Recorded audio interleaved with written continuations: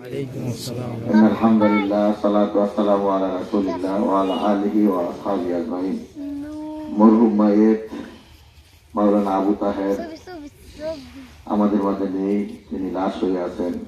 তিনি আল্লাহর ঘরে হজ করেছেন, তিনি শিক্ষক ছিলেন, আলেম ছিলেন, সমাজের সেবা করেছেন, আল্লাহর দিনে দায়ী ছিলেন, মানুষ গড়ার কারিগর ছিলেন। 5টা সন্তান, 2টা মেয়ে ছিল, মানুষ করে রেখে গেছেন।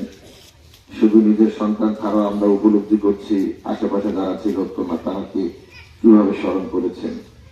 এই পরিবারের সাথে আমারও একটু ভিন্ন রকম সম্পর্ক ছিল, দলীয় কারণ ছাড়াও এই এলাকায় অনেকবার গেছে, আসলে ওনার সাথে সাক্ষাৎ হইতো, দেখা হইতো, আমাকেও খুব আদর এবং স্নেহ করতেন।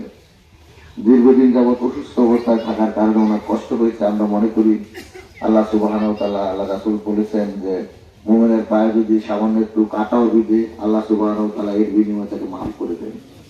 তিনি দীর্ঘ সময় দুনিয়াতে যে কষ্টগুলি করেছেন, আমরা আল্লাহর কাছে দোয়া করি, আল্লাহ তুমি তাকে আর আখিরাতে কষ্ট দিও না, দুনিয়ায় তাকে গুনাহমুক্ত করে আল্লাহর কাছে আমরা দোয়া করি, আল্লাহ প্রিয় বাজন হিসেবে তিনি যাতে জান্নাত লাভ করতে পারে সেই দোয়া আমরা আল্লাহর কাছে করছি। আপনারা ওনার জন্য দোয়া করবেন। এখানে অনেক আলেম ওলামা নেতৃবৃন্দ এসেছেন। আমাদের সুপ্রিয় ইয়াসিন ভাই বলেছেন আজকে আমাদের সাবেক 3বারের প্রধানমন্ত্রী শুধু দলীয় বিবেচনায় নয়, তিনি আমাদের গোটা বাংলাদেশের বলা হবে যে তিনি একজন আপসহীন দেশপ্রেমিক মানুষ ছিলেন। তার শোকে আমরা শোকাহত। আমরা সবাই তার জন্য দোয়া করি, আল্লাহ রাব্বুল আলামিন তাকেও জান্নাতের সর্বোচ্চ মাকাম জান্নাতুল ফেরদাউস দান করুন। তার পরিবারে যারা বেঁচে আছেন তারাও যাতে দেশের জন্য, সমাজের জন্য, মানুষের জন্য আমরা একসাথে কাজ করতে পারি, সে তৌফিক আল্লাহ তাআলা আমাদের সকলকে দান করুন। আল্লাহ আমাদের সকলকে ভালো রাখুক, সুস্থ রাখুক।